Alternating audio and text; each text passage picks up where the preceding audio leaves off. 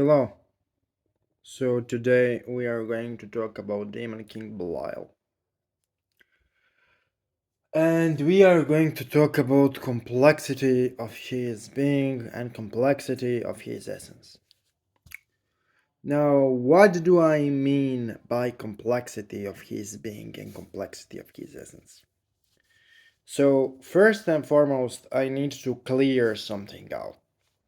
So there are many people out here who offer you one true interpretation of entity, giving you clear interpretation of its origins and powers, and a clear and true mythology. And all of that is BS. Because fundamentally, sorcery and magic are part of the craft which is known as the occult. And the occult means hidden. And that implies that the truth of the matter we are tapping into will forever remain hidden to us. And this is what religions don't understand. Spiritual truth is too complex for anyone of the human mind of limited human perception to comprehend. And anyone who claims that he comprehended the truth fundamentally lies. And therefore all truths are lies, which is really a famous statement of Belial, that there is no such a thing as the truth, because everything you perceive as the truth is simply observation of your limited mind, which is trying to interpret the infinite, which is by its own nature unknowable. So don't be preoccupied with occult theories. Be preoccupied with results. If you are doing a mystical ritual, if you're doing a ritual to have a mystical experience, the better the ritual is, the stronger experience you will have. If you are doing a ritual for practical result, then fundamentally what you need to understand is that the intensity of result is the only measure through which you can interpret the potency and the validity of your practice. And people care too much about theories instead of practicality. Now, how this falls into the nature of Belial. So, what you need to understand, and this is the reason why I titled this video The Nature of Belial, because this video is a little bit counterintuitive.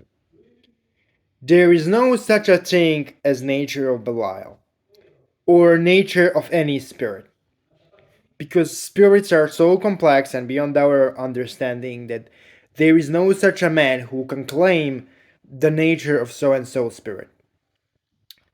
We can divide spirit in three categories according to our experience with them on nature spirits, underworld spirits, and celestial spirits.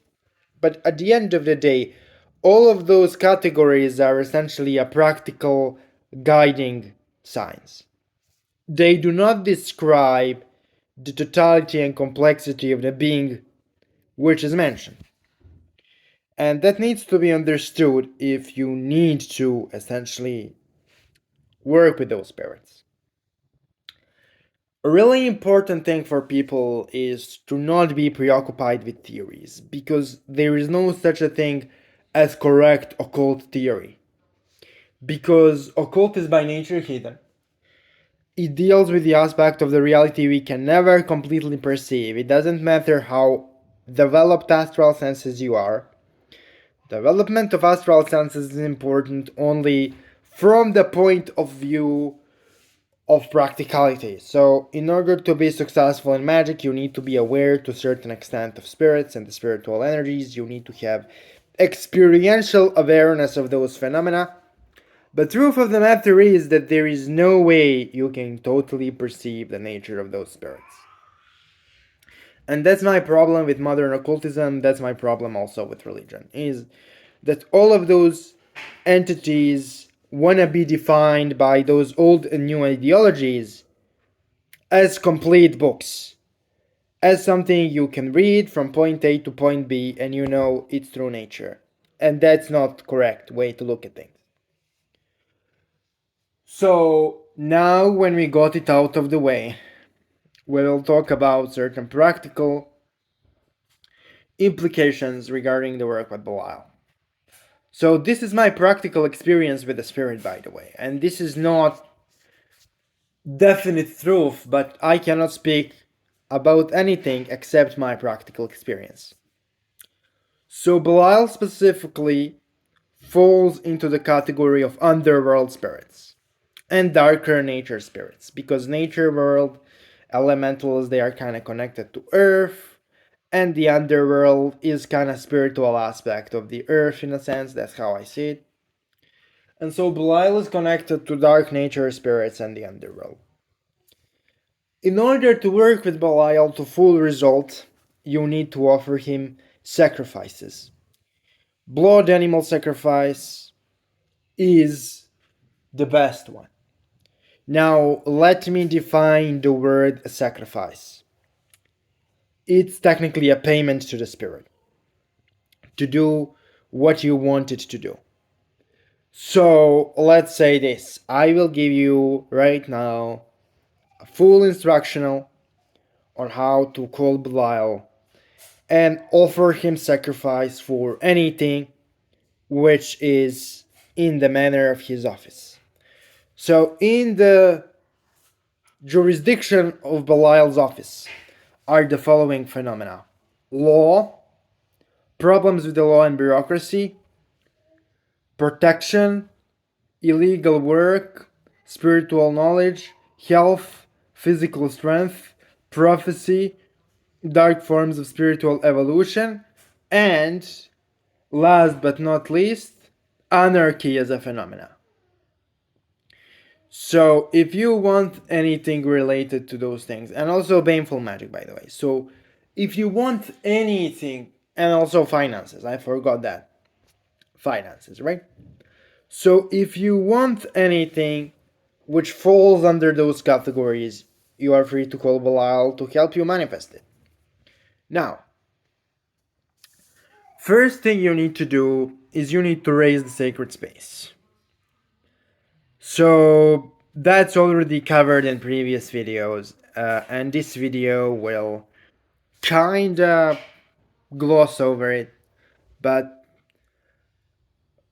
after you raise the sacred space, because I don't want to repeat myself, you are supposed to call Belial, and can use Goetic conjurations. You can use any form of evocational formula. I personally light incense and I chant Ha Belial Ha Shadim 1000 times. The thing is, in order to try demonic evocation, you need to have astral senses developed, which is what I already mentioned and referred.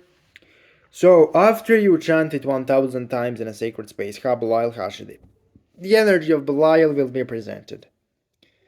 And then what I would do is I would simply kill an animal dedicated to him, spill a blood on the ground as a payment for the work I am trying to manifest, and then I would say to Belial my request. And this is essentially the most powerful way of working with spirits. You pay them with the offering, and then they use the energy of the offering to manifest what you want. I don't see those offerings as a devotional tools. I see them personally as a form of transaction. I give you this, you give me that. And what is really good in this method is when you offer sacrifices to the spirits, you also receive part of the energy. So technically, spirit sends part of the energy from the offering into you, and part of the energy is taken by the spirit. The most potent way to give an offering is not to take and eat anything of the offering. Leave the entire offering to the spirit. Now, one really important thing in this entire endeavor is you need to understand this is one of the most important things I have to say. You need to work alongside the spirit. Spirit is not working for you. So let me give you an example. If you are in the middle of the court battle, you call the spirit to manifest what you want, which is victory at court. but you also need to hire a lawyer, pay a lawyer, do things which are required of you in this physical plane to win the case. So you do what you can, and the spirit will warp the things outside of your control. Because there is always aspects of our life, aspects of our reality, which we cannot control, which is kind of outside of our control and which is not necessarily accessible to us.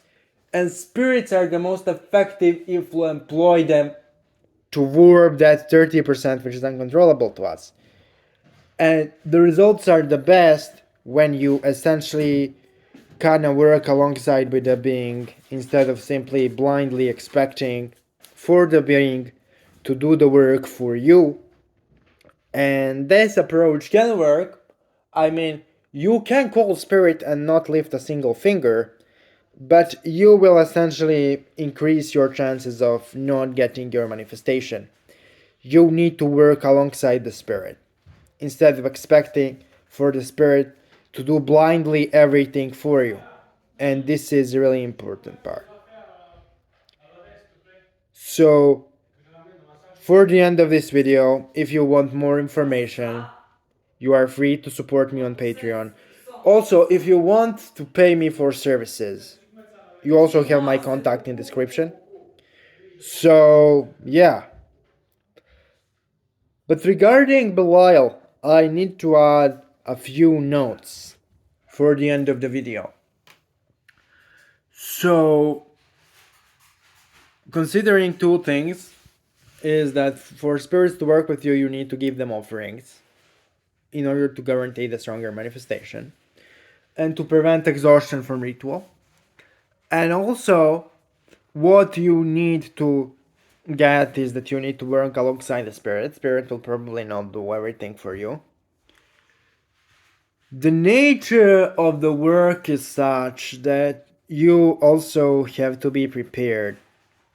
If you call the darker entities, for some unexpected and chaotic things to happen. Now, those unexpected and chaotic things will essentially help you to move towards your goal.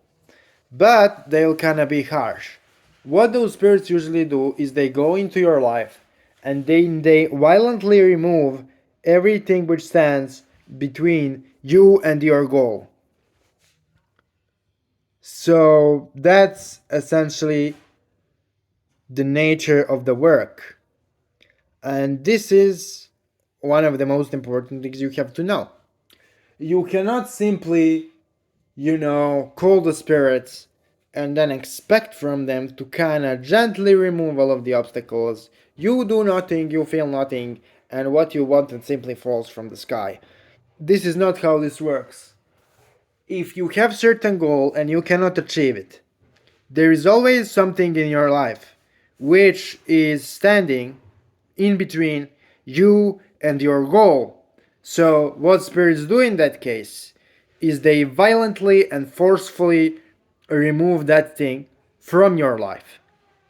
And that is essentially necessary.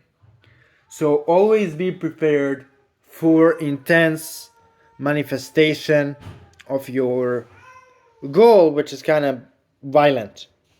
Also, there is one thing I advise to all of the people who want to work with entities. You need to build up your energy, body, and psychic perception before you go into something like this.